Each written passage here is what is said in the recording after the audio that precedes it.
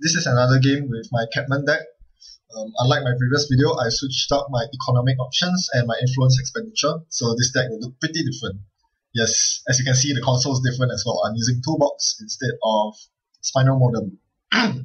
Alright, so I'm up against Cerebral Imaging. Let's get the game going, shall we?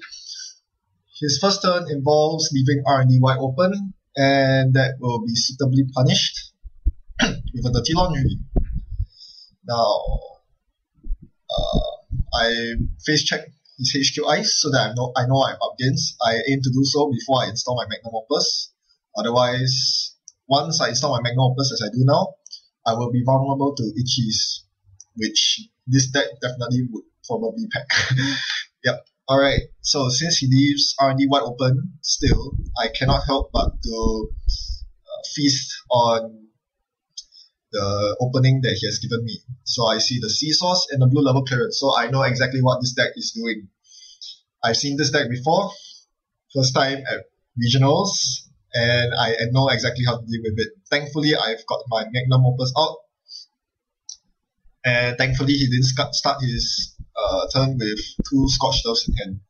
Well, even if he did, I don't think he would be able to kill me because he would need at least 9 credits, or 8 or 9, I forgot, to pull off the combo. Anyway, he finally ices up his R&D about well time, and in response, I click Magnum Opus to stay within the 6 credit deficit that I need to stay afloat to avoid getting scorched down by the opponent.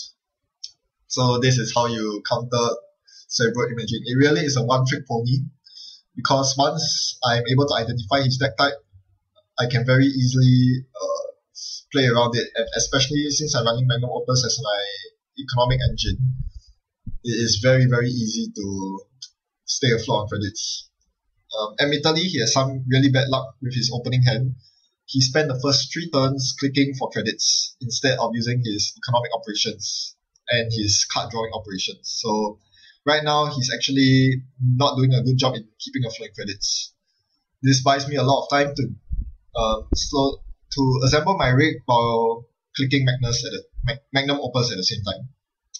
As you can see, my toolbox is slowly but surely ticking down to 0, and I'm getting my SMC out so that I can summon an Katman on demand when I find my stim hack.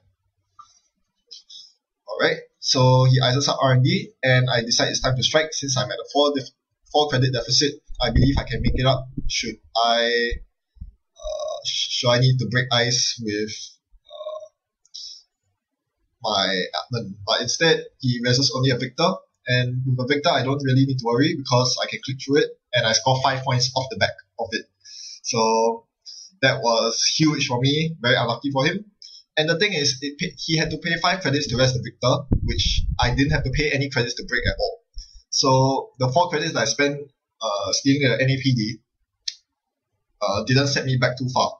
So I still wasn't within C-Scotch range, even though he rested the Victor. So basically, his window for pulling off the flatline win has completely closed now because I'm on match point. If I steal one more agenda, I would win the game. So, okay, I wouldn't say it's completely closed because Seesaw still triggers off any successful run. So if I make a successful run without stealing the agenda I need, he will still be able to flatline me if I do not have enough credits. But here, he desperately scores out a efficiency committee. And here I need to pause to think of what to do next. I mean, he's nowhere near match point yet. However, I need to start threatening his servers because he can easily reclaim his biotic labels with archive memories on light and score the other agendas from his hand. Equivalently, if he packs any shipment from Sense, which is, I believe, a reason why he chose to pop out the efficiency committee, he will be able to fast advance agendas from hand, and that's what I really do not desire. So with all that said, here's what I do. I install everything from my personal workshop, and I make a Dirty Laundry run, and bring out my Katman 4.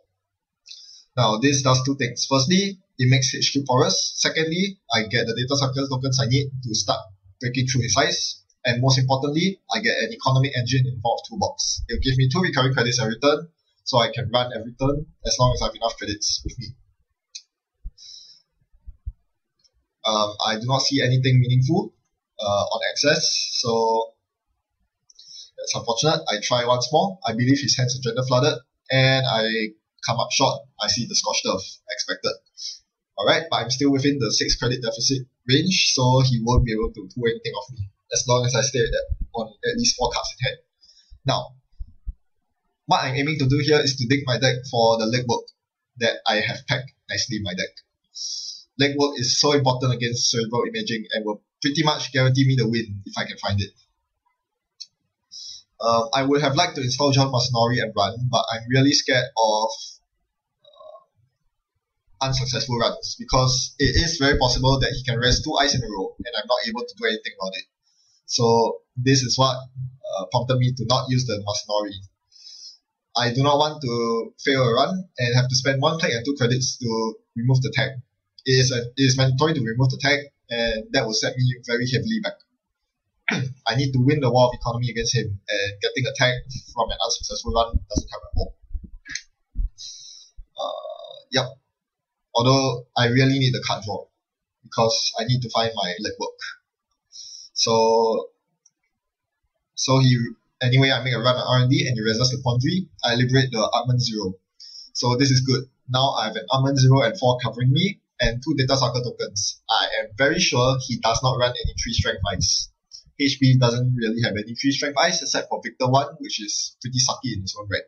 So I'm able to get through to the server, access 2 cards, which wins me the game.